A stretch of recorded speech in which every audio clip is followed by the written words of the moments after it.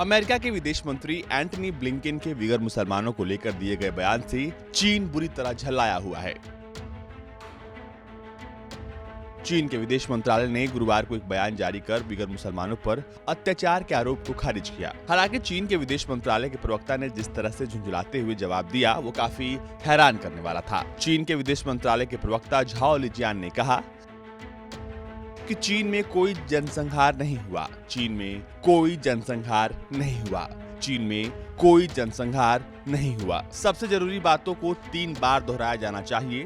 दरअसल अमेरिका के विदेश मंत्री एंटनी ब्लिंकेन ने कहा था कि चीन बिगर मुसलमानों के खिलाफ जनसंहार को अंजाम दे रहा है।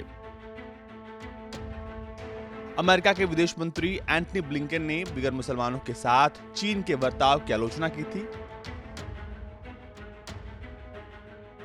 ट्रंप सरकार में विदेश मंत्री रहे माइक पॉम्पियो ने भी अपने कार्यकाल के आखिरी दिन चीन के बिगर मुसलमानों के साथ अत्याचार को जनसंहार की संज्ञा दी थी।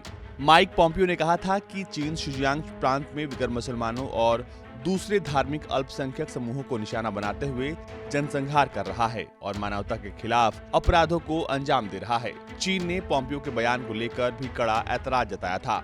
अमेरिका के विदेश मंत्री एंटनी ब्लिंकेन ने भी अपनी पहली प्रेस कॉन्फ्रेंस में पॉम्पियो के बयान से सहमति जताई। ब्लिंकेन ने कहा, मेरा मत रहा है कि बिगर मुसलमानों के खिलाफ जनसंहार को अंजाम दिया गया है और मेरे रुख में कोई बदलाव नहीं आया है।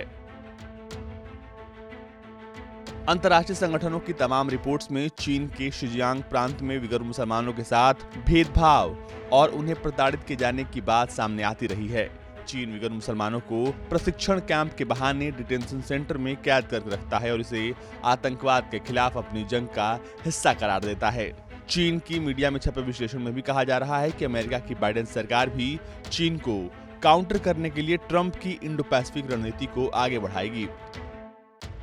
इंडो पैसिफिक रणनीति में भारत की भी अहम भूमिका है। ग्लोबल टाइम्स ने लिखा है कि अमेरिका के रक्षा मंत्री लॉयड ऑस्टिन का पड़ोसी देशों के साथ संवाद बाइडेन के चीन के प्रति रुख को स्पष्ट करता है।